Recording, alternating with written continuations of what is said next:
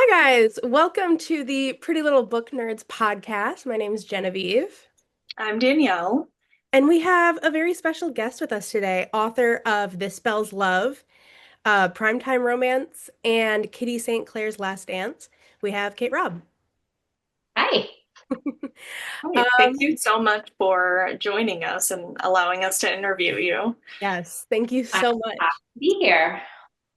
Um, I was trying to stay calm when I asked you. I thought it was a long shot, to be completely honest. But then I tried to be very professional because I was very excited that you said yes, like almost immediately.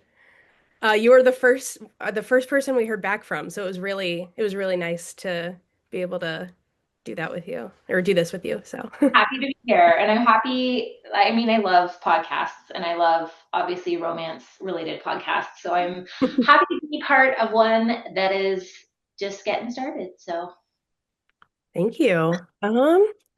So tell for somebody that hasn't heard of you or your books before, give a little intro into what you write and who you write about. sure. So my books are contemporary romances with a tiny little bit of twist of magic. So my very first debut novel, The Spells Love, was an alternate timeline romance. So my main character made a bit of a drunken wish after a breakup. What would her life be like if she never met her ex? And then she woke up in an alternate timeline where that had taken place. And so, as she figured out this new life in this new timeline, she learned a little bit about herself. And I will leave that there and encourage you to read it. Primetime romance, same thing. It's got just a little bit of magic. It's about a woman who is recently divorced and again, not in a really good spot. And she decides to binge watch her favorite teen television show. It's a Dawson's Creek like show. And again, she makes a wish and wakes up in a inside the television show. Where there is romance and shenanigans and all sorts of things. And then Kitty St. Clair's Last Dance is a little bit different in that there's no wishing being made. It's about a woman who lives in a small lakeside town and she works in a retirement home. And one of her residents passes away and leaves her an abandoned building. And she has absolutely no idea why.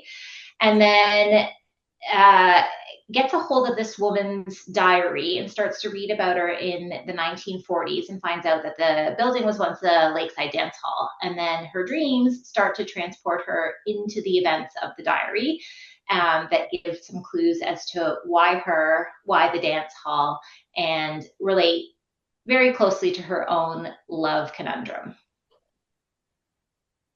Um, I think so. We've read all three of your books, and I think we both have different favorites because mine's Primetime Romance. Which one's your favorite? That's actually really hard because you ended up making it into like my must own, must read authors. So I feel like it changes all the time which one of yours is my favorite. But I feel like I have to go with This Spells Love since that was like not just my first book of yours that I read, but my first romance in general. So,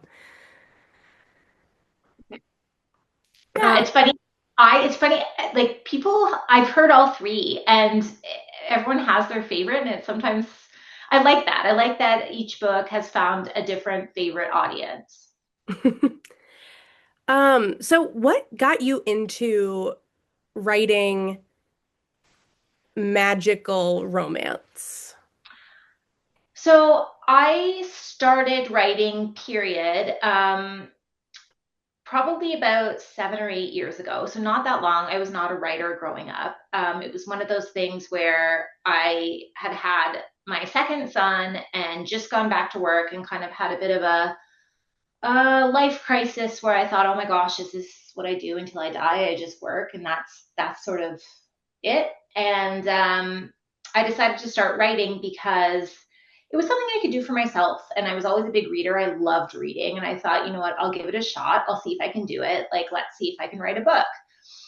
Um, And then the pandemic hit, and I started binge watching 90s rom-coms. And I just wanted, like, I wanted that predictable, you know, it's coming ending, but you love it anyway, where everything just turns out right. And it's, you know, it's a little bit whimsical. You know, it's not reality, but part of you hopes that maybe it is. And so that's what I was craving. And so that's what I started to write, was that same sort of, like, you know, maybe you couldn't, like, maybe logic says you're not never going to wake up in your favorite television show, but maybe you might. And so I wanted to live in a world where you could, and so I wrote that world. So what is your process of like writing these three books? And I'm sure it could vary from each, but like did you get the whole idea first or like the characters came to you first and um So yeah. usually, yeah, usually it's the magical concept first. Okay. So, like, especially I know, like, with This Spells Love and Primetime Romance, um, I knew This Spells Love, I wanted to write an alternate reality romance, where she woke up in a different life and then realized at the end something that made going back or staying a bit of a dilemma. And so that was definitely the first piece.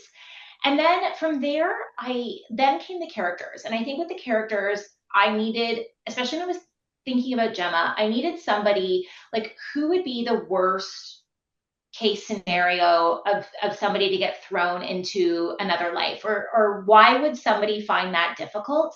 And I think with Gemma, she was very risk averse. Like, she was not willing to do all of these things, like confess her feelings for Dax, who was her best friend, or try a new job, or like go out on any sort of limb, because she was very, very risk averse, and she settled into a very easy, low resistance type of life instead of taking leaps. And so, you know, that's a fun person to throw into an alternate reality where maybe she wasn't like that. Like, maybe she took the leap with a job, and maybe she confesses her feelings for her best friend. So that, like, the characters came second with that one.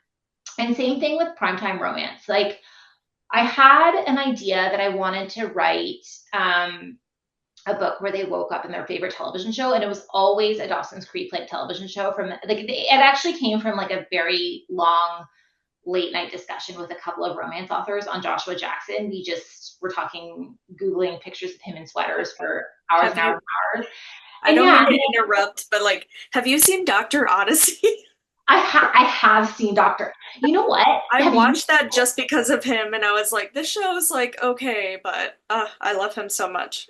I I think I made it all the way to the plastic surgery episode, and then I was like, I can't do this anymore. I Oh, love that you, was but I cannot gross. do this anymore. Yeah.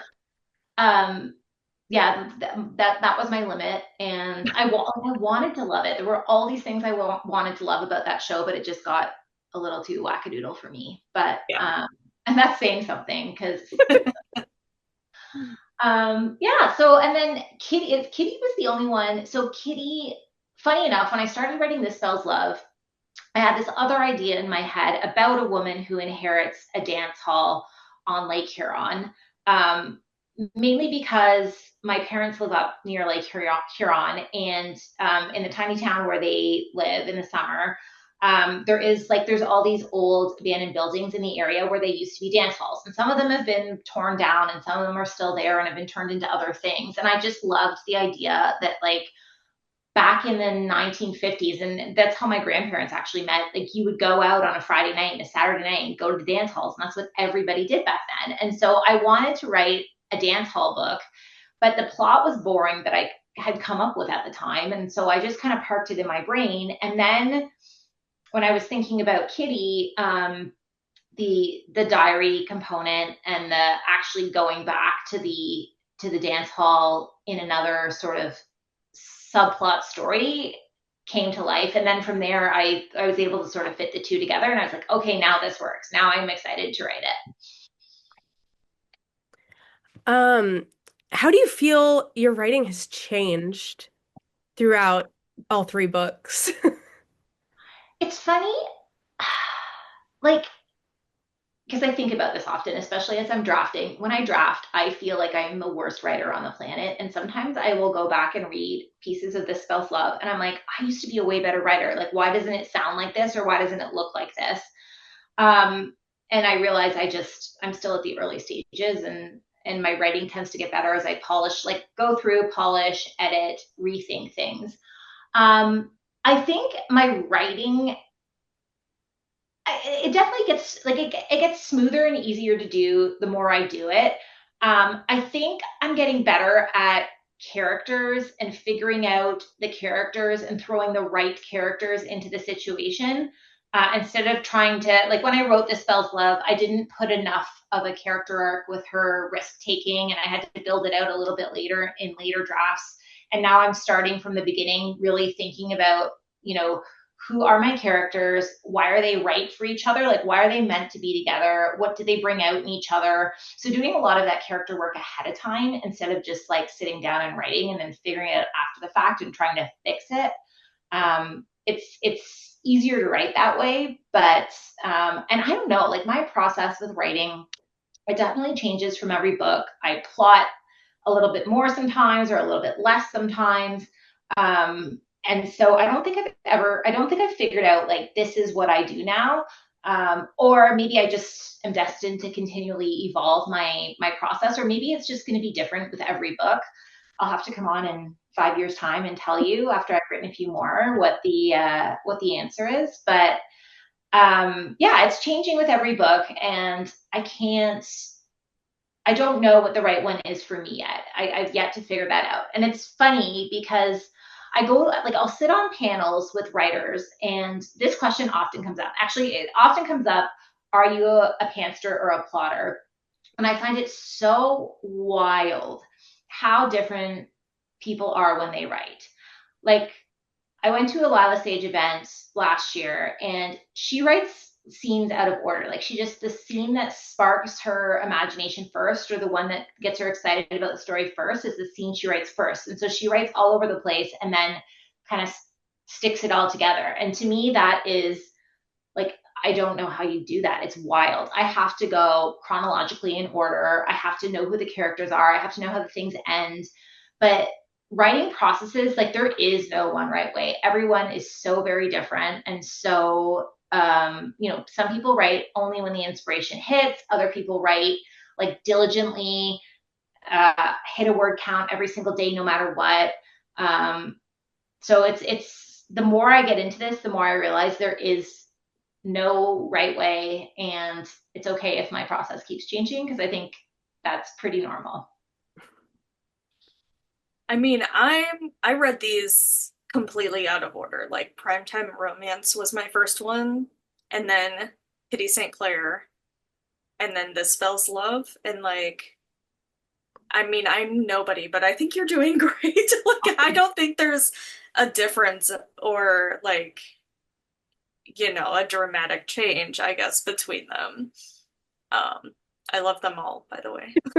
Oh, thank you. And you're everybody. Like, that's, the readers are who I write for, and as long as the readers are liking it and enjoying the characters, that is who I write for, and that's all I care about. I do want to ask which, and the way I worded this is kind of silly, considering you write more in a magical way, but which story, whether it's location, characters, any part of it, do you feel is closest to a real life experience that you've had or that stems from something that you've actually gone through? Um, so all of the locations are a different piece of my life, and there's different parts of each book that are probably, I like this question, that are closely related to my life. And so I think character wise, the character I probably relate closest to, and probably who has a lot of me in them, is Kirsten, who's the sister in This Spell's Love. So, and it's funny because I was nervous for my sister to read that book just because it's not our relationship, but there are elements in it. Like, there are moments where she'd read and she'd go, oh my God, that's us. Oh my God, that's us. And so, the characters are not us, and they're not based on either one of us. And I think we both knew that, but there are moments in that sister relationship where you could tell I have a sister, I think, because it's like a very genuine sisterly like connection. Um, in Primetime Romance, there is a scene at the very beginning where they go to this nightclub in Toronto, and I think it's called the Devil's Playground, but it's based off this old nightclub called the Devil's Martini. And I think anyone who was friends with me in my 20s is like, oh God, I remember that night. And we are like, I make fun of these girls a little bit in the book, that are just dancing in a circle. And that was me. I was making fun of myself. Like, I loved that bar. I loved dancing in a circle with my purse in the middle and like eyeliner running down my cheek. So that scene in that moment was definitely tied to my life. And then it's funny, Kitty, Kitty was inspired by my grandmother. And in my head, when I started writing, I wanted Kitty St. Clair to embody the things that my grandmother was. And in ways she definitely does. Like the charisma and, the advice and the things that she did definitely are close to Kitty's personality, but they are not like she did not turn out the way I wanted her to turn out, but she turned out the way I needed her to turn out for that story. So yeah, it's funny. Like there's little moments and little pieces, I think, in all of those books that are me. And then a lot of that is like completely and totally, I don't even know where I come up with it half the time. Because it's not necessarily a specific lived experience, or I haven't even been there. Like the curling piece, I have curled before, but like I'm not a curler. I don't curl. And yet there's a lot of curling in that first book. So yeah, I think like little bits and pieces, and like little Easter eggs that I think only my sister is the only one who finds the majority of them, but she'll just text me words and be like, even tiny characters, I think there's someone named Marie Soleil in Kitty, and my sister texted me as she was reading it, and she's like, that was our exchange student when we were in elementary school. And I was like, yep, that's her name. Like, that's her. So yeah. Um, this might be kind of a stranger question to ask, but which book of yours do you hope people find first? Is there one that you hope people find first? Do you hope they start with your first one or? It's a really good question. And it's funny because I think it's probably This Spells Love, and I don't, and it's that's a weird one because I don't know if it's the book I love the most because it's been the most successful. And I don't know if I tend to recommend that book, and I think I recommend it because so many people have enjoyed it and shared it and talked about it, so that I feel safest recommending it, because it's got a good track record. Whereas, I think Kitty, I've grown as a writer with Kitty. I think my one coming out next year is my strongest book, but like by far. So yeah, I think I definitely start with This Spells Love, and it's funny because Danielle, I don't recommend Primetime Romance first ever. Because That was I my fault. it was my second book, and like they call it the sophomore curse in writing, and especially when you think your first book does okay, you have this pressure to match it with your second book. And I struggled with that book. I had to basically rewrite it the first time it came out, like the first time This Spelled Love came out, it was like basically done. Like I did not edit that book a lot. It was right and it was good the first time it came out. There were tweaks and things we added, but like it was pretty solid. Whereas Primetime Romance was like rip. Like there was a character who was like her brother was in, like there was all these characters that like got completely thrown out, things got changed. And I made a lot of mistakes with that one and tried to do things with that one that didn't make sense. And so that one was just so hard for me that I don't love it yet. And maybe in a few years' time I'll be able to go back and look. but I just like I struggled with that one, so I have like not good I've not good memories of writing it. So I tend not to recommend that one, even though I know there's a lot of people that love it and it's their favorite.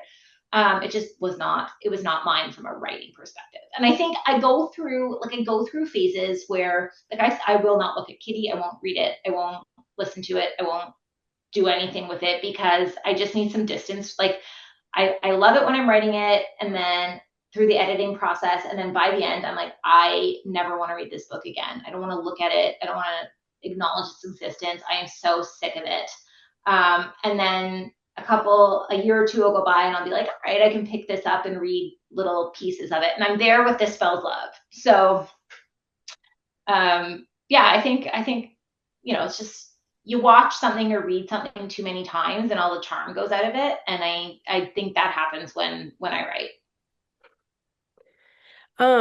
So since you talked about This Spells Love being the one that you want people to gravitate towards, um, I gravitated towards it because it was part of Book of the Month Club. Yeah. It was my first Book of the Month pick. It was my first romance read ever. Oh, Um, yeah.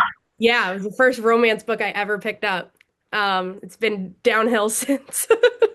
I've just gone completely insane with romance books. But um, so when I talk to an author that I've read through Book of the Month, I always like to ask them what their thoughts are on Book of the Month or other services like that.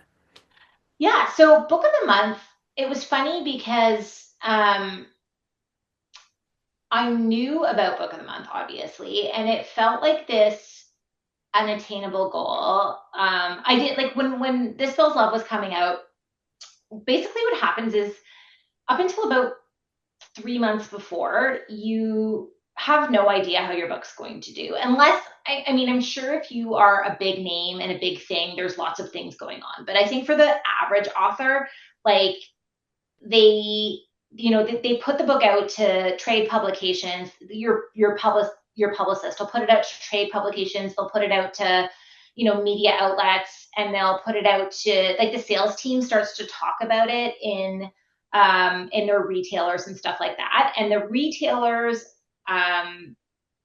either say like, yeah, you know what, we're really into this, or no, you know what, that type of book is not selling right now. And when This Felt Love was coming out, Ashley Poston's Dead Romantics had been huge. Like it was, I think it had come out the year before, and like it was like a huge book, and people were super into it. So the retailers were really, really hungry for that type of novel. And so then when This Spells Love came out, they were like, ooh, we're into that. Like, yeah, we'll buy that one. So then, we started to get a sense about 3 months ahead of time um, uh, that retailers were going to buy it. And then Book of the Month Club came and said, we want to pick it as one of our picks. And it had never even occurred to me to even dream about that. Like it was so far out of the realm of what I thought was possible with my first book. And I had very low expectations with my first book. I was like, this is the first time. My only goal with that book was for it to do well enough that they would say, I want you to write another book. And so when Book of the Month, like it was absolutely wild. My agent was at a wedding and like couldn't get service and was like up on a hill trying to talk to my editor and then call me and let me know because it was just unbelievably exciting. And Book of the Month Club is, I haven't figured out the reader of Book of the Month Club because I think there are a bunch of Book of the Month Club readers that are like super avid readers, and this is one of many ways that they get books because you get these beautiful hardcovers and they all match and like they look great on your shelf. And so there's definitely that group, but I also think there's a group that only read Book of the Month Club. And they just don't have time to think about authors and read about authors and go to the store and browse. Like they just want a carefully curated selection of books and to be like, yep, that sounds great. Send me that one. Send me that one. Let's move on with my life. And so that's what's really great about Book of the Month Club is, you hope that you hope that the romance readers, the ones that are on Instagram, the ones that are in like the book community will find you. but Book of the Month Club gives you access to that other group that are not necessarily, in that Bookstagram book talk type of community. So that's what's really great about Book of the Month Club. And it's been like, it's still surreal to know that I've had not one but two books now with them. So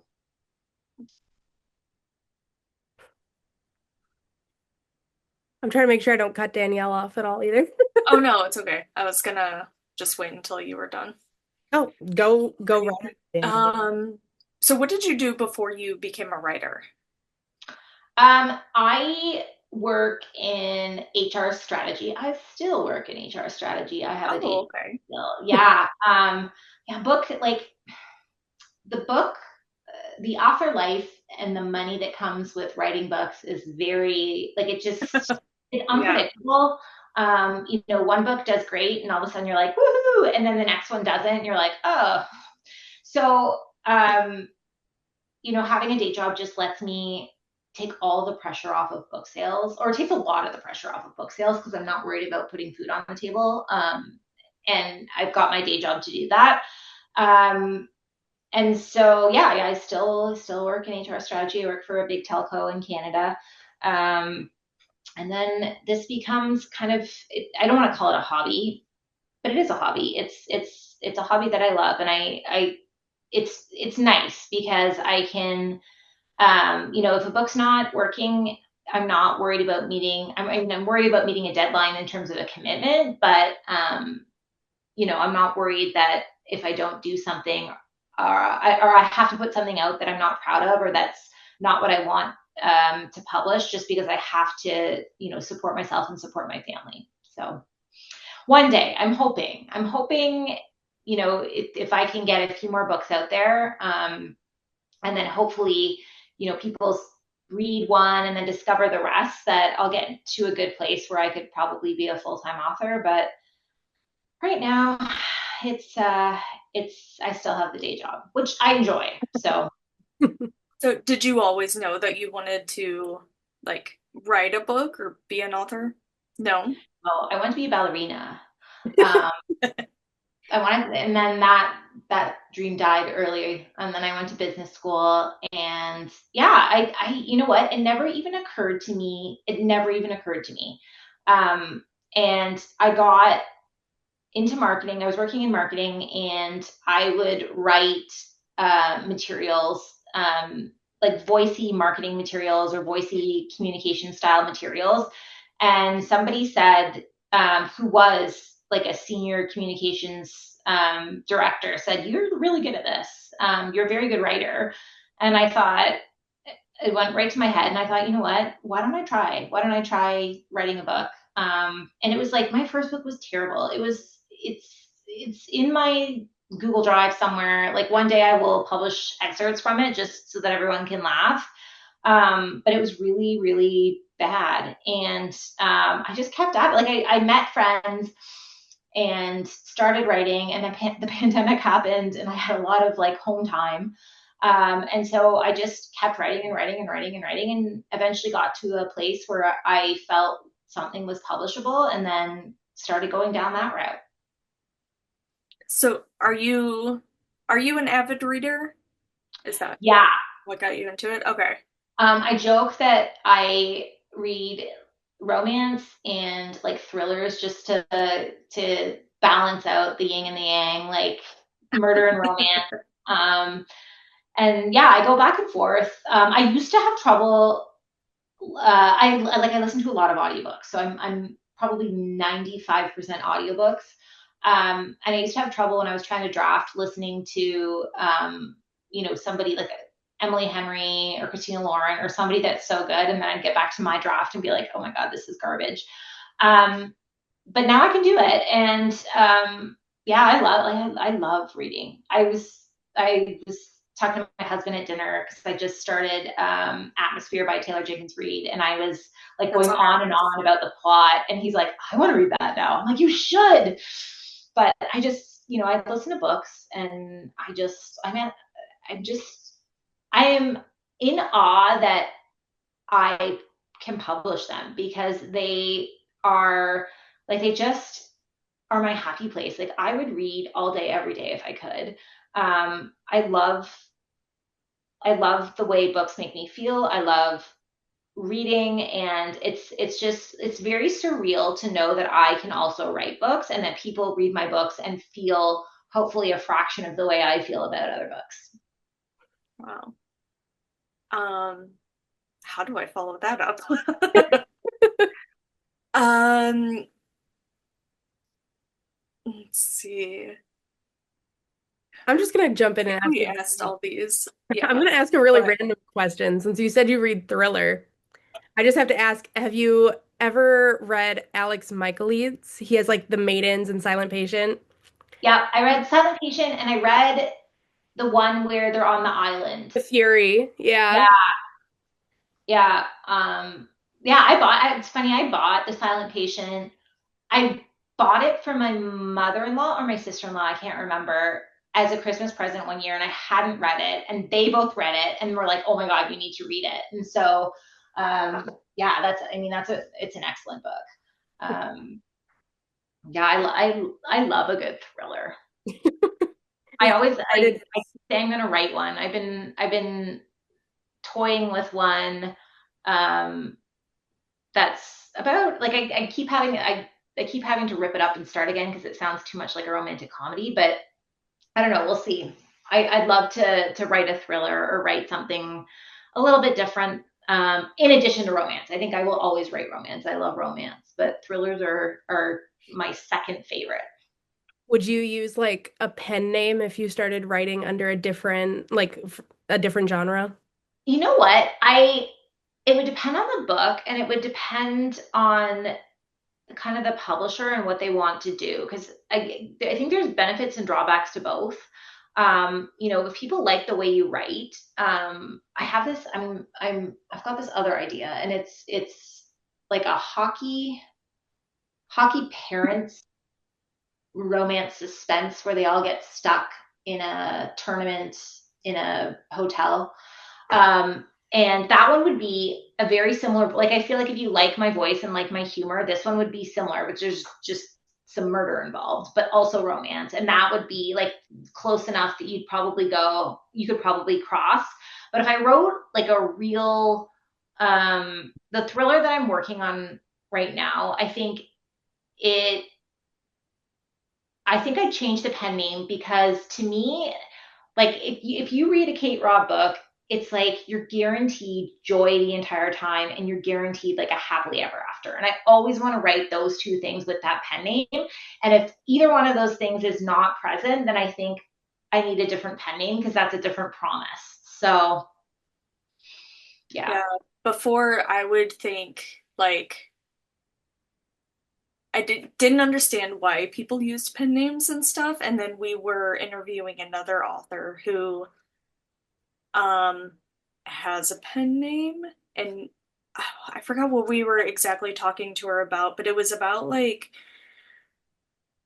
readers in general and like, the customer experience and stuff. And like if you wrote something under the Kate Robb name, they're gonna assume it's a certain type, and like they'd be angry if it was like a suspense or something, you know. Exactly.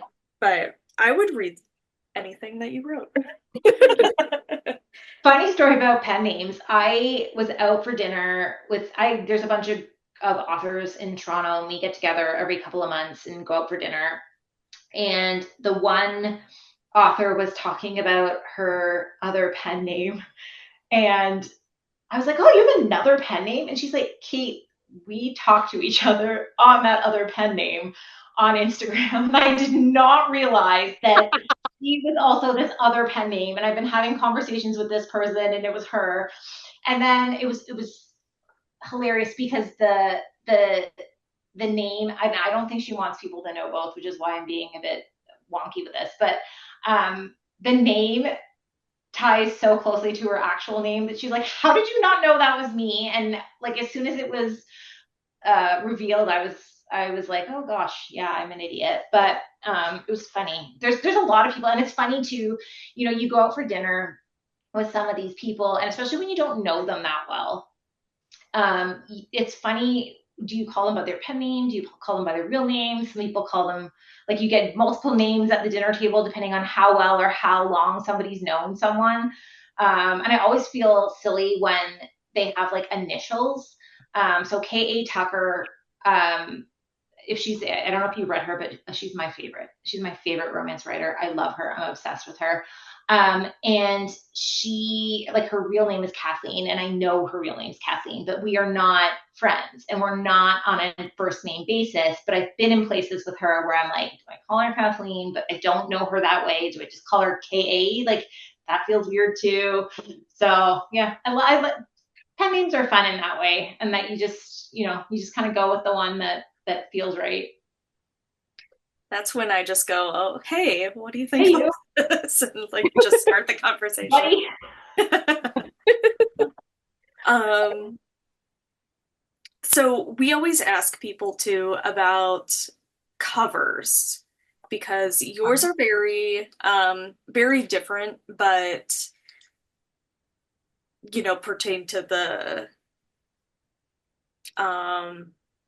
subject matter, I guess, is what I'm trying to say. But like, how much of a say do you have in your covers? Um, it's funny because I've been doing covers for my fall book this week, so I just saw the pencil rendering. It depends on the book. So, um, this spells love. This spells love. I was able to, like, pull out elements that, or books that I liked. Like, I like this style of book, or I like that this, I pulled a bunch of covers that I really liked. And I pulled out things that could be incorporated into the title, like curling or a moon or a donut or a margarita. And I think all those things wound up on the cover. But the actual concept, like, there was two, they come back sort of as a penciled rendering first, and then they get colored up, and sometimes they change the colors. And so there were two, like, there was that flipped upside down one where I think it ended up being, and then there was another one where they were kind of walking past each other, and they were both beautiful, beautiful. And so we ended up going, it was just like, pick my favorite, and I got to pick the one I liked the most. Primetime romance, funny enough, like, my editor and I had a conversation about how would you depict that in a cover, and I made a mock-up in Canva that is so close to how it ended up looking. It was exactly what I had sort of said, what about this? They went exactly with it. The Kitty was like very little me. I had almost nothing to do with Kitty, other than saying, yep, that's great, like, sounds good. There was a couple of things where I was like, oh, I don't know if I like that, or that doesn't make sense, and they tweaked them, but like, Kitty was very much them. And Solar Eclipse of the Heart, which is my next one that comes out, I I don't think I did anything. Like, I didn't say anything. I was like, I don't know, like, you guys go do it. And it came back, and I've only seen the pencil rubber, like, rendering, but I love it. It's beautiful. So we'll see what it looks like when the colors are in. And they did ask, they're like, what colors do you feel might work? But again, they're going to go with, sales really, plays a part in colors on covers too. They'll come in and say that, like, orange isn't great, like, don't do orange. I made that up, that's not an actual thing, but they'll come in and say, oh, we're finding this type of cover does better, or this thing, or this imagery. And so, I know with This Spells Love, I think it was originally a bit darker, and they lightened up the cover a little bit.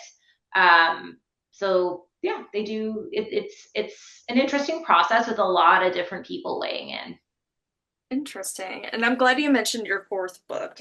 Is there a release date yet? I have fall in Okay. my head.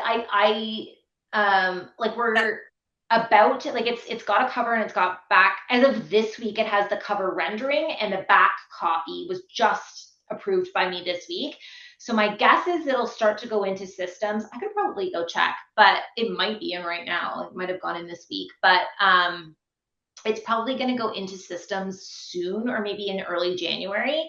And that's when they generally start to nail down a date, um, a release date. And so my guess is probably September. I feel like September or very early October is when they usually slate me in. And that's kind of in this, like, we're on the cycle of the last 2 years that things are happening at the same time. So that's definitely, I think, a very good guess.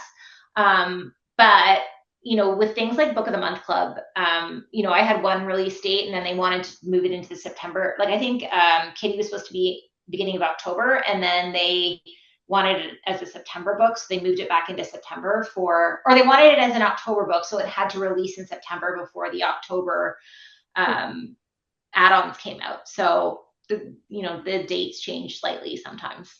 I did want to ask one quick thing, because I see Kitty in the background. Um, um, Yeah. so when I read it, I read the arc of it through NetGalley.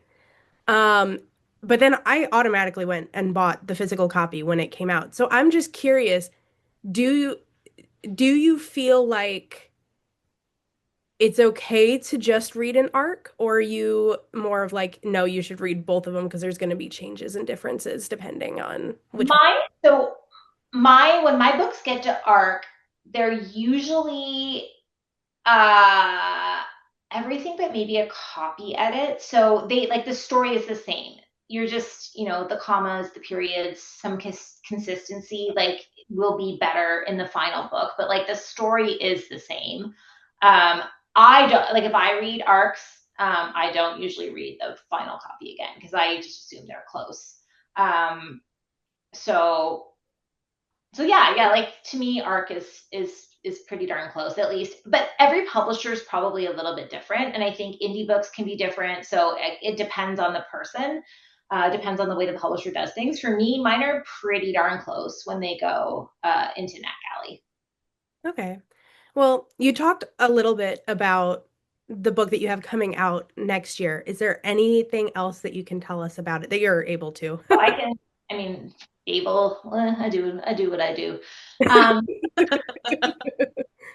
so Solar Eclipse of the Heart is about a woman named Annalise, and in the very first chapter, she loses her uncle to pancreatic cancer, and it's not. I don't want to say it's not sad. It's sad, but it's a very brief, nondescript moment of sadness to set the context of where she is in her life. Um, the book does deal a little bit with grief, but it's not a heavy grief book. It's more about the rest of the book takes place about a year later. So it's about life after grief. Um, and so Annalise has lost her uncle at the beginning of the book, but she is a neuroscientist and she's about to move to Liverpool, UK to do a PhD program in neuroscience to get her doctorate. And she has decided to get a roommate to sublet her place while she's doing her doctorate for 2 years away. And there's a bit of an overlap between the two of them, so they have to live together for 3 months before she goes away. And she thinks that she has found this perfect roommate named Mackenzie, this cat-loving tuba-playing gal who's coming down to join the Philharmonic Orchestra. Mackenzie shows up, and Mackenzie is a man, and he's actually in a band, and so there's a bit of a mix-up, and so she's living with this hot musician for the next 3 months. And Nice. I'm very intrigued. and meanwhile, she lives above a thrift shop in Toronto, and she goes one day and tries on this leather jacket, and all of a sudden finds herself zapped into the Bloor Young subway station, where she's people are moving around her, they can't seem to see her, and she's sort of watching a scene that looks very, very real, and yet she's very aware that this is something is going on, this is not real, it's a hallucination. And finds that every time she puts this leather jacket on, she gets zapped into a different memory that isn't hers. And so as she kind of gets to know this musician roommate of hers, a romance starts to blossom. And as she starts to continue to put this jacket on, and this other sort of story is revealed, She starts to question, the science she's known and loved her whole life, because this jacket is telling her there's a little bit more to life than what science and logic tell her. So I got to get better at that blurb. I got to work on it. That sounds good to me. Yeah. I know we have a couple minutes left or one. So what are you reading right now? I'm listening to Atmosphere, so I'm about Okay. 40% into Atmosphere. I've got Ali Carter's, the one that came out last year. It's not the The most wonderful. Christmas one? Yeah, most wonderful. Yeah, The blonde. the murdery Christmas one. Yeah. Oh, I Um, love that one. that's on deck next. And then Nisha Tooley, who's a fantasy writer who also writes romance. I have her, like a very early copy of her book, that she's given me. And so I think her book probably comes out in the summer. I think that's when her releases usually are. So I get to read that one very, very early, and I'm very excited for that. Okay. And who is your favorite author? Do you have a favorite? I'm going to go back. K. Tucker wrote The Simple Wild, which is my favorite romance book of all time, and I love it. I love that book so much. She's a couple that I love more than anything. I was Christina Lauren was my first, like the first romances I fell in love with. Actually, Sophie Kinsella's Shopaholic was no, not Shopaholic, Undomestic Oh, Goddess was the very first romance I ever read, and it is so close to my heart. And I her forgot about passing those. away. Yeah, and I she read and I those when I was a kid too. yeah, she and I have the same publisher, and I thought that was so surreal that, like, the first book that I ever kind of fell in love with romance, I ended up at the same publisher, and so I was so sad to hear of her passing, the Oh, other she week. passed away? Yeah, I didn't know that. she had brain cancer, Oh, and wow. fought it, and I think her last book was like about it, and I was hoping, it was terminal brain cancer, and you're hoping for a miracle. But yeah, she passed away, which is very sad. Um, but yeah, and a sad way to end this. But she's a wonderful author. She's left a legacy, and like, oh, her books to me embody what romance should be. Like, they bring joy, they bring strong females, and and love at the center. I think they were a lot of fun, but I feel like yours does the same thing that you just mentioned. We love your books, Yeah. and again, so thankful to have you on here. Do you have any other questions you? No, no, that was all I had. Thank you so much. Have a good one. We'll see you later. See ya. Bye. Bye.